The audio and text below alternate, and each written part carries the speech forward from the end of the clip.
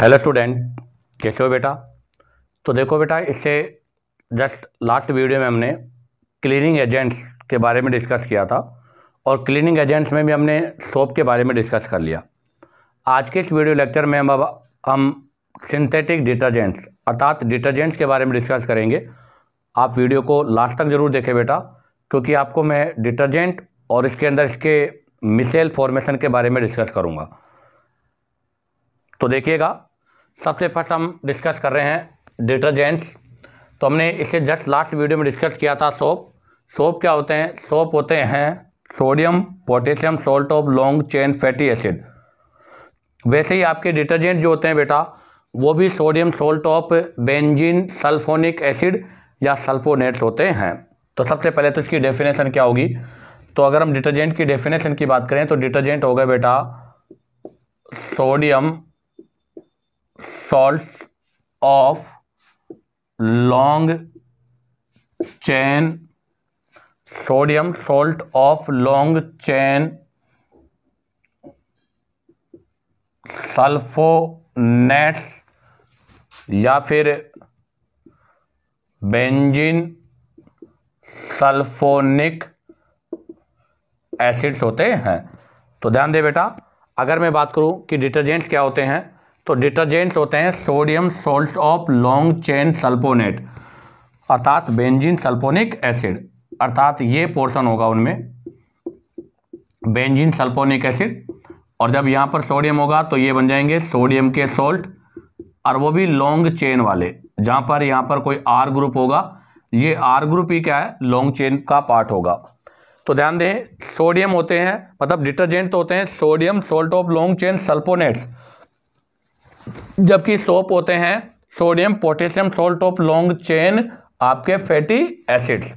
अब आप देखो, इसके अंदर अगर हम बात करें तो एक एग्जांपल ले रहा हूं मैं।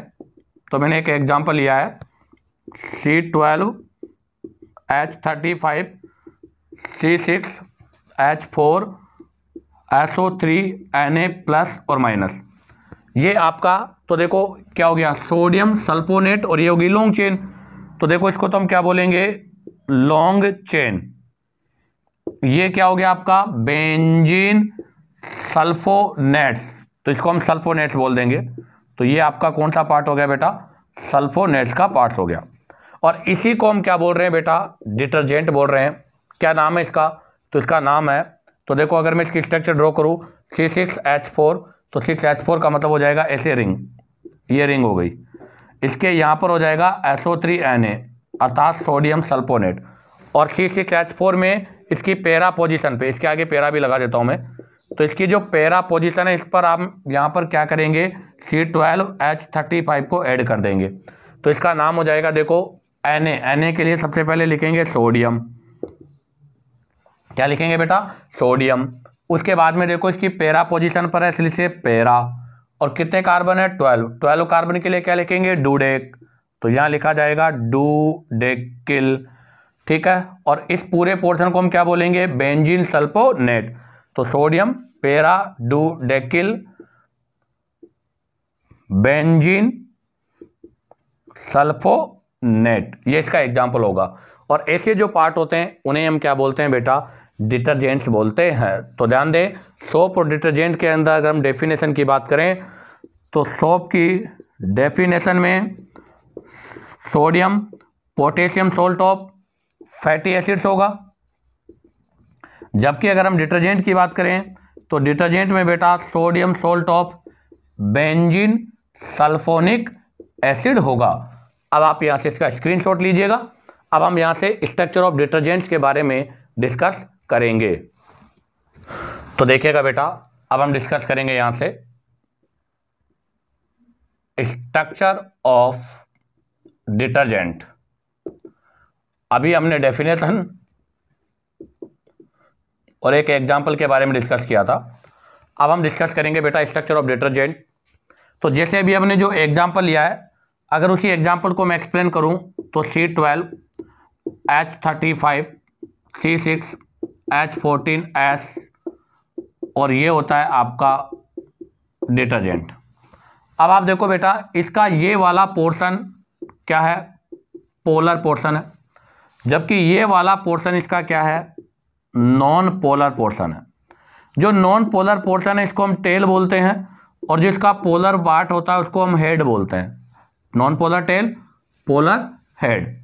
ये वाला जो नॉन पोलर है ये लॉन्ग चेन है, लॉन्ग चेन कंटेनिंग है, और ये बेटा हाइड्रोफोबिक इन नेचर होता है, क्योंकि ये वाटर के साथ लविंग नहीं होता। और ये वाला पोलर होने की वजह से वाटर लविंग होता है, और वाटर लविंग होने की वजह से इसको हम हाइड्रोफिलिक, क्या बोलते हैं इसको, हाइड्रोफिलिक। तो ध्यान रखना, नॉन पोलर है, इसको टेल, पोलर, हेड, ये हाइड्रोफोबिक है, ये हाइड्रोफिलिक है, अर्थात ये क्या है, वाटर अट्रैक्टिंग है। जबकि ये हाइड्रोफोबिक है, अर्थात ये वाटर रिपलिंग है, अर्थात ये जो वाटर होता है उसको ये अपनी ओर अट्रैक्ट करता है, अर्थात वाटर इसके साथ बाइंड होता है। क्यों? क्योंकि आप देखो वाटर में HOH, इस पे प्लस इस पे माइनस, अर्थात वाटर भी क्या है, आयनिक है, अर्थात वाटर क्या है बेटा, पोलर है। अगर वाटर पोलर है तो पोलर पार्ट से जाके जुड़ेगा, ये इसका नॉन पोलर पार्ट है, इसलिए यहाँ पर वाटर आकर ऐड नहीं होगा। हाँ, आपका ये जो नॉन पोलर पार्ट है इसको टेल हाइड्रोफोबिक बोल रहे हैं, ये आपका ऑयल सोलेबल होता है। क्या होता है बेटा, ये ऑयल सोलेबल होता है। जबकि ये वाला पोर्शन आपका वाटर सोलेबल होता है। क्या होता है बेटा, वाटर सोलेबल। तो ये ऑयल सोलेबल है और ये आपका पार्ट वाटर सोलेबल है। इसका मतलब क्या हुआ, तो हम लिखेंगे कि डिटर्जेंट कंसिस्ट, मतलब इट कंसिस्ट ऑफ 2 पार्ट्स। तो बताओ डिटर्जेंट के कितने पार्ट होते हैं बेटा, 2। तो इट कंसिस्ट ऑफ 2 पार्ट। कौन कौन से 2 पार्ट, हेड और टेल। तो अब हम इसके बारे में लिख भी लेते हैं, यहाँ से राइट डाउन करते हैं। तो सबसे पहले लिखूँ मैं हेड, क्या बोलेंगे हेड को, पोलर, और पोलर के साथ साथ क्या बोलेंगे बेटा, हाइड्रोफिलिक। अर्थात हाइड्रोफिलिक का मतलब क्या हो गया, वाटर सोलेबल। क्या हो गया बेटा, वाटर सोलेबल। क्यों है वाटर सोलेबल, उसका रीजन में मैंने आपको बता दिया, क्योंकि वाटर भी पोलर है, ये पोर्शन भी पोलर है। हाँ, इसके अंदर अगर हम एक बात लिखें तो क्या लिखेंगे, एन आयनिक पार्ट। कौन सा पार्ट होता है बेटा, ये आयनिक पार्ट होता है, विच इज वाटर अट्रैक्टिंग, जो कि वाटर को अपनी ओर अट्रैक्ट करने का काम करता है। और ऐसे इसका सेकंड पार्ट कौन सा होता है बेटा, टेल। क्या बोलेंगे इसको, नॉन पोलर। बताओ, hydrophilic, hydrophobic, hydrophobic. Water soluble है या ऑयल सोलेबल है, ऑयल सोलेबल है। और इसके लिए क्या पॉइंट लिखा जाएगा कि ये आपका लॉन्ग हाइड्रोकार्बन चेन है जो कि वाटर को रिपल करती है। तो a long chain which is water rippling. तो ये वाटर को रिपल करती है, अर्थात वाटर को दूर भगाने का काम करती है और ऑयल के साथ जुड़ने का काम करती है। इसी के साथ ये स्ट्रक्चर ऑफ डिटर्जेंट का पोर्शन कंप्लीट हुआ। बेटा सोप का स्ट्रक्चर भी इसी के सिमिलर होता है। अब हम यहाँ से सोप और डिटर्जेंट के बीच में डिफरेंस के बारे में डिस्कस करेंगे। तो देखिएगा बेटा, अब हम डिस्कस करेंगे यहाँ से main point, difference between soap and detergent.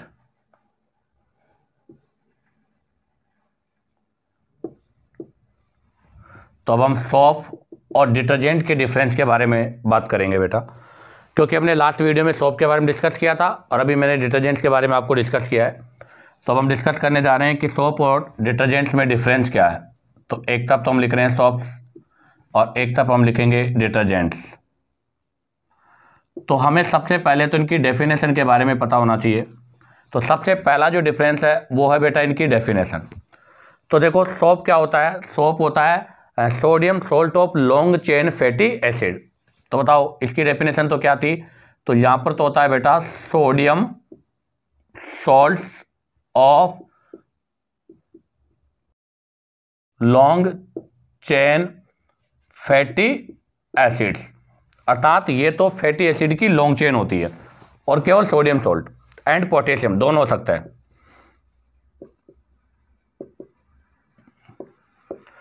But अगर डिटर्जेंट की मैं बात करूं तो बताओ बेटा डिटर्जेंट क्या होता है। तो डिटर्जेंट में only sodium salt of long chain alkyl benzene sulphonate होते हैं बेटा। अर्थात यहां पर आपकी बेंजीन रिंग होगी, उस पर एल्काइल ग्रुप होगा और उस बेंजीन रिंग पर सल्फोनेट्स ग्रुप भी आपके होंगे। तो इसका मतलब डिटर्जेंट क्या है, sodium salt of long chain alkyl benzene sulphonate, जिसको हम एल्काइल सल्फेट्स भी बोल सकते हैं। अब आता है सेकंड। तो देखो बेटा इसकी डेफिनेशन से आपको क्लियर हो गया, और वैसे आपको ये डायरेक्ट पता भी होना चाहिए कि ये भी लॉन्ग चेन है, ये भी लॉन्ग चेन है, ये फैटी एसिड होते हैं बट ये बेंजीन सल्फोनिक एसिड होते हैं। तो इसका आयनिक पार्ट क्या होगा, तो यहां पर अगर मैं बात करूं आयनिक ग्रुप इज, तो बताओ सोप में आयनिक ग्रुप क्या होगा। तो सोप में आयनिक ग्रुप फैटी एसिड्स अर्थात COO, ये इसका आयनिक ग्रुप होता है। जबकि यहां पर क्या होता है सल्फोनेट अर्थात सल्फोनिक एसिड होता है। तो बताओ फिर यहां पर आपका आयनिक जो ग्रुप होगा वो क्या होगा। तो आयनिक ग्रुप इज SO3Na+, यहां पर आयनिक ग्रुप ये होता है बेटा। तो दोनों के आयनिक ग्रुप डिफरेंट है, ये आपके कार्बोक्सिलिक एसिड के पार्ट है और ये आपके सल्फोनिक एसिड के पार्ट हैं। अब आती है बात नेक्स्ट नंबर 3। हमने देखा कि जब सोप को हम प्रिपेयर करते हैं तो सोप के प्रिपरेशन के लिए आपके जो ग्लिसराइड्स होते हैं उन ग्लिसराइड्स को हम NaOH में मिलाते हैं बेटा। इनके प्रिपरेशन के बारे में हमने लास्ट वीडियो में डिस्कस किया था। तो जो ग्लिसराइड्स होते हैं उनको हम सोडियम हाइड्रोक्साइड में मिलाते हैं, अर्थात यहाँ से जो सॉल्यूशन बनता है वो आपका एल्कली बेसिक सॉल्यूशन होता है। अर्थात इनसे जो हमारे पास सॉल्यूशन बनेगा वो सॉल्यूशन कौन सा होगा बेटा, बेसिक सॉल्यूशन होगा। जबकि आप देखो यहाँ पर तो ऑलरेडी वो कह रहा है बेंजीन सल्फोनेट्स, और सल्फोनिक जो ग्रुप होता है वो एसिडिक होता है। तो बताओ इनका जो सॉल्यूशन होगा वो कौन सा होगा, एसिडिक सॉल्यूशन होगा। तो ध्यान दे बेटा ये आपके एसिडिक सॉल्यूशंस होते हैं, जबकि ये आपके बेसिक सॉल्यूशंस का फॉर्मेशन करते हैं। अब अगर यहाँ बेसिक सॉल्यूशंस का फॉर्मेशन हो रहा है तो बेटा इसको हम एसिड सॉल्यूशन में यूज नहीं कर सकते। क्यों, क्योंकि एसिड बेस में न्यूट्रलाइजेशन हो जाएगा, इसलिए ये can not be use in acidic solution. क्यों, क्योंकि सोप क्या है, बेसिक सॉल्यूशन, अर्थात सोप को जब हम पानी में मिलाते हैं तो उसका जो सॉल्यूशन बनता है वो सॉल्यूशन क्या होता है बेटा, बेसिक होता है। क्यों होता है बेसिक, क्योंकि इसको NaOH के साथ मिलाया जाता है, NaOH के साथ बनाया जाता है। तो इसका मतलब अगर ये बेसिक है और अगर हम इसको एसिड सॉल्यूशन में लेंगे तो बताओ क्या होगा, एसिड बेस रिएक्शन हो जाएगा, इसलिए इसको हम बेसिक सॉल्यूशन में यूज नहीं कर सकते। तो हम क्या लिखेंगे next, can not use in acidic solution, अर्थात इसको हम एसिडिक सॉल्यूशन में यूज नहीं कर सकते। क्यों, बिकॉज बेसिक सॉल्यूशन ये बनाता है, बिकॉज न्यूट्रलाइजेशन अकर, क्योंकि ऐसी कंडीशन पर बेटा न्यूट्रलाइजेशन रिएक्शन हो जाएगी, और ऐसी कंडीशन न्यूट्रलाइजेशन होने की वजह से आपका जो कपड़ा है वो साफ नहीं हो पाएगा। जबकि इसको हम क्या कर सकते हैं बेटा, एसिडिक सॉल्यूशन में यूज कर सकते हैं। तो यहाँ क्या लिखेंगे, can be use in acidic solution, अर्थात इसको हम एसिडिक सॉल्यूशन में यूज कर सकते हैं। अब आ जाएगा नेक्स्ट डिफरेंस। हमने नेक्स्ट जो वीडियो था इससे लास्ट वीडियोस में डिस्कस किया था कि सोप को हम हार्ड वाटर में यूज नहीं करते, क्योंकि हार्ड वाटर में कैल्शियम मैग्नीशियम के क्लोराइड सल्फेट और बाइकार्बोनेट होते हैं, वो इसके साथ क्या करते हैं, गमी मास बनाते हैं। तो इसका मतलब सोप की सबसे बड़ी डिसएडवांटेज, अर्थात सोप की सबसे बड़ी जो कमी है वो है कि इसको हम किसके साथ यूज नहीं कर सकते बेटा, हार्ड वाटर के साथ यूज नहीं कर सकते। तो नेक्स्ट है can not use in hard water, इसको बेटा हम हार्ड वाटर में यूज नहीं कर सकते। जबकि डिटर्जेंट जो है उसको हम हार्ड वाटर में भी यूज कर सकते हैं, क्योंकि वहां पर वो हार्ड वाटर में कैल्शियम और मैग्नीशियम आयन के साथ रिएक्शन करके प्रिसिपिटेट नहीं बनाता, अर्थात गमी मास नहीं बनाता। जबकि यहाँ क्या लिखेंगे बताओ, तो यहाँ लिखेंगे can be use in hard water, इसको हम हार्ड वाटर में भी क्या कर सकते हैं बेटा, यूज कर सकते हैं। अब बताओ, अगर इसको हार्ड वाटर में यूज करेंगे तो क्या होगा, यहां से प्रिसिपिटेट बनेगा पीपीटी। पीपीटी मैंने आपको पहले भी बताया था। पीपीटी का मतलब होता है कि जब हम हार्ड वाटर में साबुन लगाते हैं बेटा, तो साबुन फटा फटा, जैसे दूध फट जाता है वैसे फटा फटा सा नजर होता है, उसे ही हम प्रिसिपिटेट बोलते हैं। तो क्या लिखेंगे उसके लिए, तो देखिएगा, प्रोड्यूस प्रिसिपिटेट विद कैल्शियम और magnesium ions which present in hard water. अर्थात हार्ड वाटर में जो कैल्शियम और मैग्नीशियम आयन होता है वो इसके साथ मिलकर प्रिसिपिटेट बना लेता है, अर्थात ये एक मटमेला गमी मास बना लेता है। जबकि वो नहीं बनाएगा तो यहां क्या लिखेंगे, does not produce precipitate with calcium और magnesium ion in hard water. अर्थात ये हार्ड वाटर में कैल्शियम मैग्नीशियम आयन के साथ प्रिसिपिटेट का फॉर्म नहीं करता। तो बताओ, सोप ज़्यादा बेटर है कि डिटर्जेंट बेटर है बेटा, तो इसका मतलब ये हुआ कि detergent is more better, best है ये बेटर है, सोप बेटर नहीं है। क्यों? क्योंकि हार्ड वाटर के साथ यूज होता है, जबकि हार्ड वाटर के साथ यूज नहीं होता। अगला पॉइंट, अगले पॉइंट की मैं बात करूं तो बेटा, सोप जो होते हैं वो फैटी एसिड्स के बने होते हैं और फैटी एसिड्स का डिग्रेडेशन हो जाता है। अर्थात ये जो सोप होते हैं वो बायोडिग्रेडेबल होते हैं। हालांकि डिटर्जेंट भी बायोडिग्रेडेबल है, बट कुछ डिटर्जेंट्स जो पुराने डिटर्जेंट्स थे वो डिग्रेडेबल नहीं था, और डिग्रेडेबल नहीं होने की वजह से इन्वायरमेंटल पोल्यूशन की समस्या होती है। डिग्रेडेबल का मतलब क्या है कि बेटा, जब हम कपड़े धोते हैं वहाँ से जो पानी आता है वो पानी जब मिट्टी में जाता है तो साबुन का अगर पानी है तो उसको तो क्या, छोटे छोटे माइक्रो ऑर्गेनिज्म, आपके जो स्मॉलर माइक्रो ऑर्गेनिज्म है उसका डिकम्पोज कर देते हैं, उसको तोड़ देते हैं और मिट्टी में मिला देते हैं। इससे क्या होगा, पोल्यूशन नहीं होगा। बट बेटा, जो आपके प्राचीन मतलब पुराने जो डिटर्जेंट्स थे वो नॉन डिग्रेडेबल थे, उनका पानी जब हम मिट्टी में डालते थे तो उनका डिकम्पोजिशन नहीं होता था, और डिकम्पोजिशन नहीं होने की वजह से वो बारिश के साथ या बहकर किसी आपके रिवर या पोंड में जाते थे। रिवर पोंड में आपके जो छोटे छोटे माइक्रो ऑर्गेनिज्म है, अर्थात स्मॉल जो माइक्रो ऑर्गेनिज्म है, वो उसको पीकर क्या हो जाते थे बेटा, मर जाते थे। इसलिए ये आपके इन्वायरमेंटल पोल्यूशन के लिए रिस्पॉन्सिबल है, जबकि ये इन्वायरमेंटल पोल्यूशन के लिए रिस्पॉन्सिबल नहीं है। तो क्या लिखेंगे वो देखिएगा, यहां हम लिखेंगे soaps are biodegradable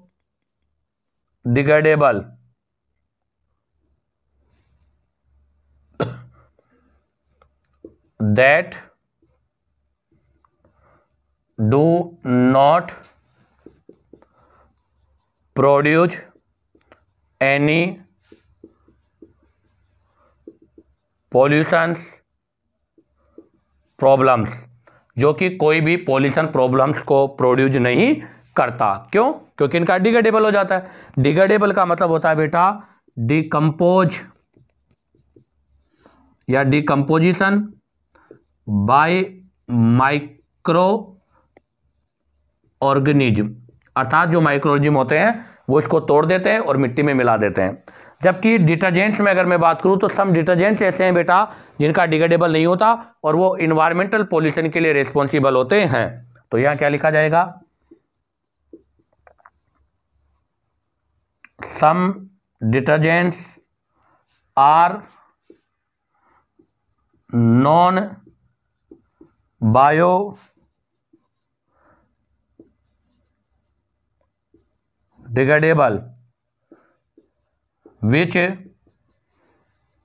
produce pollution problems, जो कि पोल्यूशन प्रॉब्लम्स को करते हैं। बट बेटा, अभी के जो आजकल डिटर्जेंट बनाए जा रहे हैं वो डिटर्जेंट तो डिग्रेडेबल होते हैं, इससे उनसे भी पोल्यूशन की प्रॉब्लम नहीं है। इसलिए बेटा, सोप और डिटर्जेंट में से सबसे बेटर कौन होता है, डिटर्जेंट, क्योंकि हार्ड वाटर के साथ यूज हो जाता है, या हार्ड वाटर के साथ यूज नहीं होता, ये एसिडिक सॉल्यूशन के साथ यूज होता है, ये एसिडिक सॉल्यूशन के साथ यूज नहीं होता। और अभी जो आपके जो रिसेंटली डिटर्जेंट्स है वो डिग्रेडेबल भी है, इसलिए यहाँ से इन्वायरमेंटल पोल्यूशन भी नहीं होता और यहाँ से भी इन्वायरमेंटल पोल्यूशन नहीं होता। इसी के साथ आपका बेटा ये सोप और डिटर्जेंट में जो डिफरेंस है वो कंप्लीट होता है।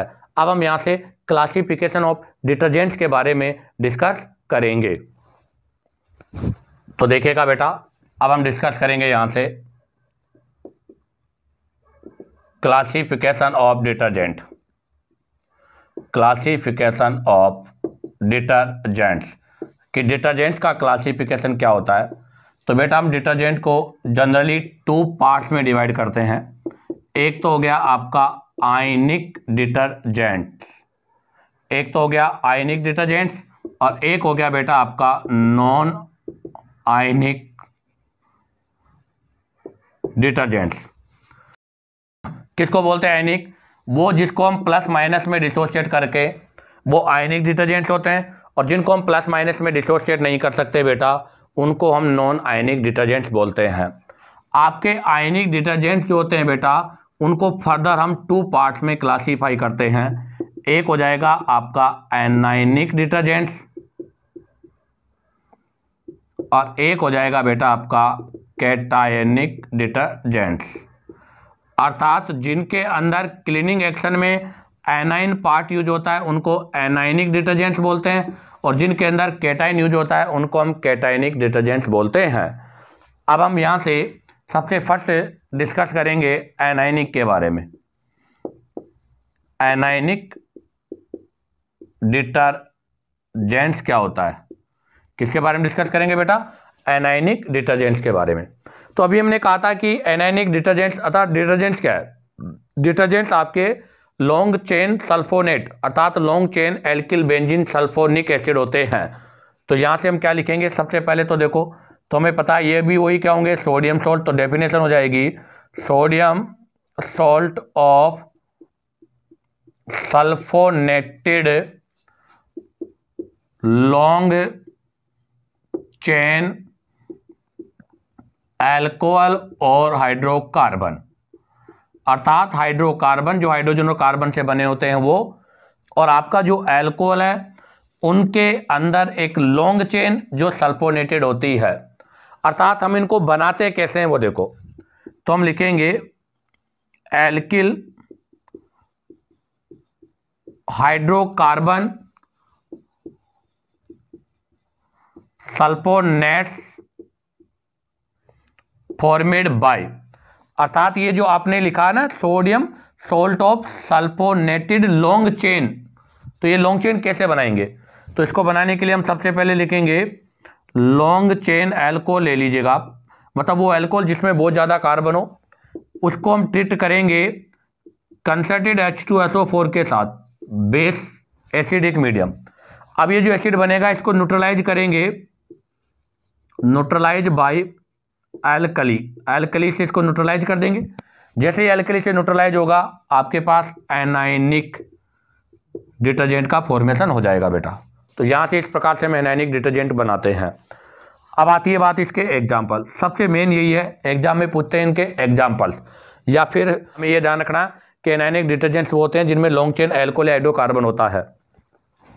एग्जाम्पल की बात करूँ मैं तो इनके एग्जाम्पल में सबसे पहले लिखा जाएगा CH3 CH2 whole twice 10 CH2O SO3Na, ये सबसे फर्स्ट एग्जाम्पल है।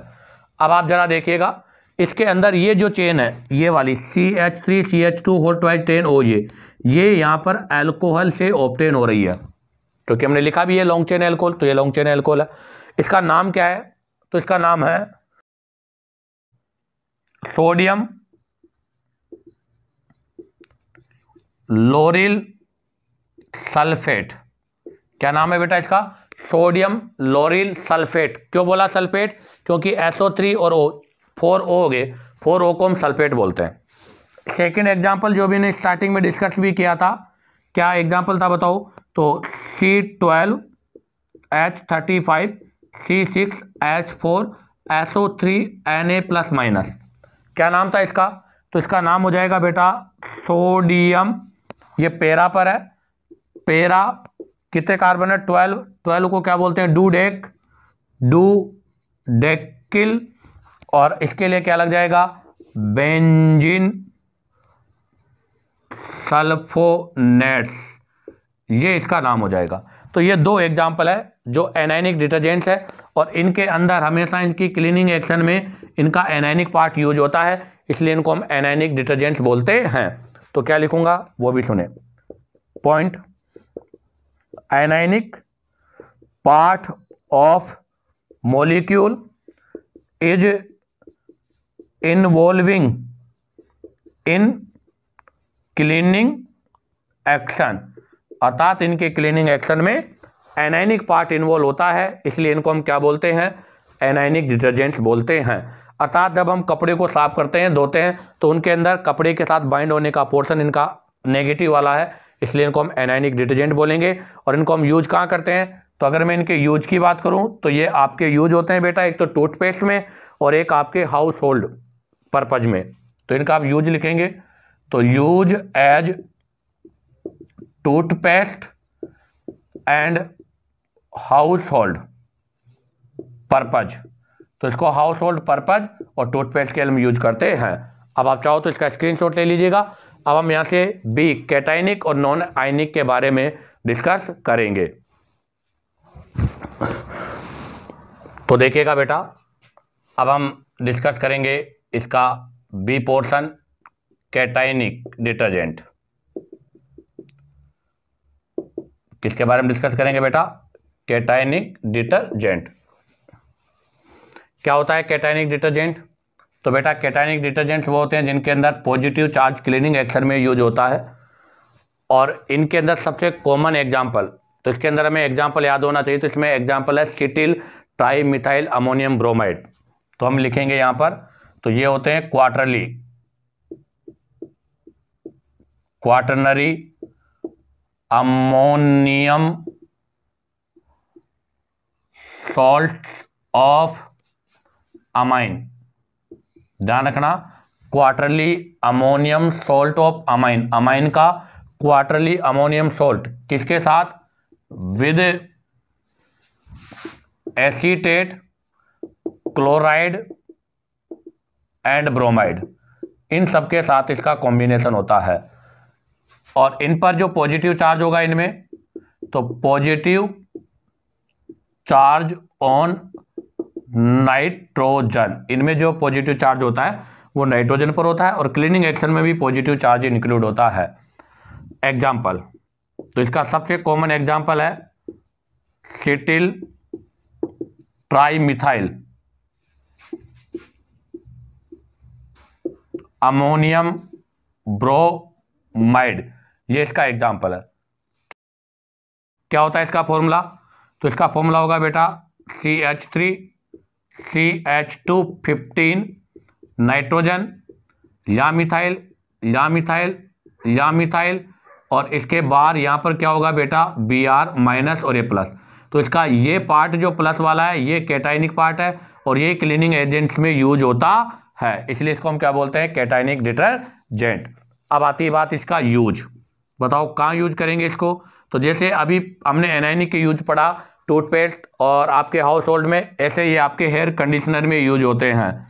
तो यूज इन हेयर कंडीशनर, आपके जो हेयर कंडीशनर आता है बालों में लगाने का, उसके अंदर हम इसको यूज करते हैं, और इसके अंदर क्लीनिंग एक्शन के लिए आपका पॉजिटिव वाला पार्ट रेस्पॉन्सिबल होता है।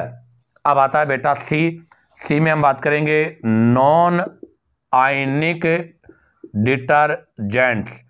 नॉन आयनिक डिटर्जेंट्स के बारे में डिस्कस करेंगे, अर्थात जिनके अंदर कोई भी चार्ज नहीं होता।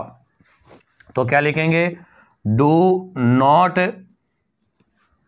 कंटेन एनी चार्ज, अर्थात इनके ऊपर कोई भी चार्ज नहीं होता। कैसे बनाए जाते हैं, इनका एग्जाम्पल क्या है, तो ये बनाए जाएंगे स्टीरिक एसिड और पॉली इथाइलिन ग्लाइकोल के साथ। तो बेटा इनका प्रिपरेशन होता है वो कैसे होता है, वो देखो, asterisk acid C17H35COOH stearic acid. तो आपका स्टेरिक एसिड जो है वो क्या करेगा, reacts with poly ethylene glycol, किसके साथ रिएक्शन करेगा बेटा, पॉली इथाइलिन ग्लाइकोल के साथ। तो ये रिएक्ट करेगा आपका पॉली इथाइलिन ग्लाइकोल, और ये होता है पॉली इथाइलिन ग्लाइकोल का फॉर्मूला। इसकी एन यूनिट होगी और साथ में होगा CH2OH। ये पॉलीइथाइलिन ग्लाइकोल है, दोनों कंबाइन होकर नॉन आयनिक डिटर्जेंट का फॉर्मेशन करते हैं। इसके अंदर कोई भी चार्ज नहीं होता, इसलिए इसको हम नॉन आयनिक डिटर्जेंट्स बोलते हैं। इसी के साथ आपका बेटा ये डिटर्जेंट्स का पोर्शन कंप्लीट होता है। उम्मीद करता हूँ आपको वीडियो पसंद आया होगा। अगर आपको वीडियो पसंद आया हो तो बेटा वीडियो को लाइक, सब्सक्राइब और शेयर करें।